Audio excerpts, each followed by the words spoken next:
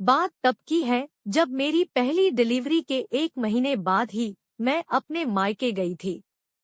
मेरे भैया की तब नई नई शादी हुई थी और मुझे संकोच था कि वहां जाऊंगी तो भैया भाभी की प्राइवेसी में कुछ खलल तो नहीं पड़ेगी।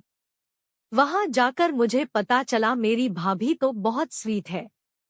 जब भी मैं अपने बेबी को फीड कराती मुझे बहुत प्यास लगती, पानी की बोतल पास होती पर वो खत्म हो जाती। मुझे किसी से मांगना अच्छा नहीं लगता पर मेरी भाभी हर दम कभी शरबत कभी नींबू पानी बना कर देती रहती। मेरे मना करने के बाद भी वो नहीं मानती और हमेशा कहती, दीदी मुझे ये करने दीजिए। मैं जानती हूँ इस समय कितनी वीकनेस लगती है। फिर कुछ दिन बाद मेरे हस्बैंड मुझे लेने आने वाले थे। मैं बेबी के हजारों काम में थकी रहती तो सिंपल गाउन पहनकर बैठी थी।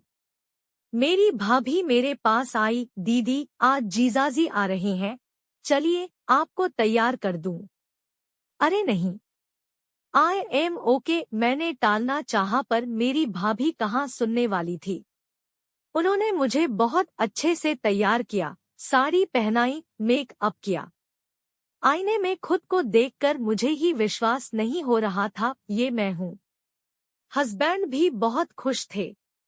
दरअसल पहले प्रेगनेंसी, फिर डिलीवरी और घर में सास ससुर सबके होते जिम्मेदारी तले मैं सब कुछ भूल ही बैठी थी। पर मेरी भाभी ने मुझे सब कुछ सिखाया। उन्होंने मुझे एक पल को भी ये महसूस नहीं होने दिया कि मेरे आने से उनकी और भैया की निजी जिंदगी हर्ट हो रही है।